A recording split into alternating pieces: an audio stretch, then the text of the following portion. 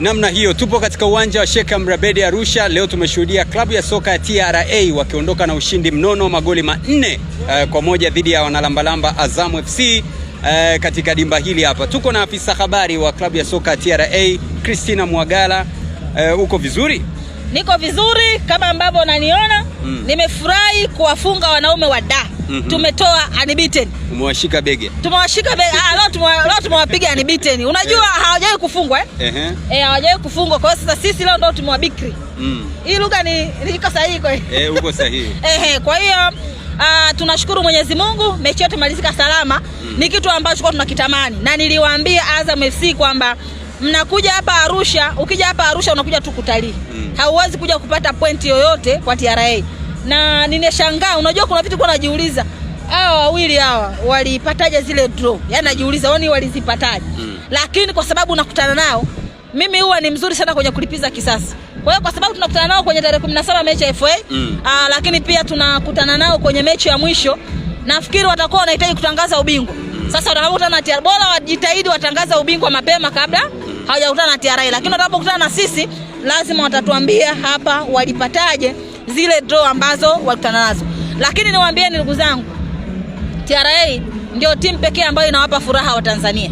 Ndio timu pekee ambayo kama una vidonda vya tumbo vinapona, kama una harara zinatoka, kama una hali ya kufubaa pia ile ufubaa unatoka. Kwa sababu huwezi kutana na timu ya walipa kodi alafu ukashindwa kupata matokeo mazuri. Kwa hiyo sisi tunawapongeza sana wachezaji wetu pamoja na benchi la ufundi kwa kazi kubwa ambayo wameifanya siku ya leo. Hii mechi kwa tulikuwa lazima. Na mimi nawaambia nafasi yana lazima tumalize. Yule anayepiga simu anawaambia timu wanaokutana na TRA kwamba watufungieni TRA. Wao wameshindwa mpaka wakafukuza kocha kabla dakika hazijaisha.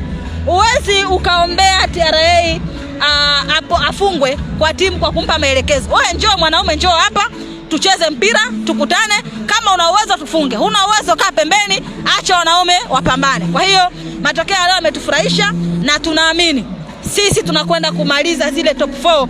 Nafasi moja lazima ni ya TRA na lazima tukashiriki michuano ya kimataifa aidha barani Afrika au kombe la shirikisho. Mashabiki wamejitokeza kwa wingi katika dimba la Sheikh Amri Abeid. Kazi kubwa mnafanya kupata matokeo uwanjani, lakini pia kuzungumza nao, kuwahamasisha. Kipi unawaambia katika siku ya leo mashabiki ambao wamejitokeza kwa wingi katika dimba hili? Kusema ukweli tuna appreciate sana namna ambavyo Wanaarusha wanatupa mwamko. Jana tulikuwa tunapita mtaani, tumezunguka na watu na tumeelezea umuhimu wa mechi yetu hii ya leo. Mechi hii ya leo sisi tunakwenda kupanda mpaka nafasi ya 4. Na tukishapanda leo hatushuki. Yaani tunapanda leo nafasi ya 4, hatushuki na hakuna timu ambayo itakwenda kutushusha.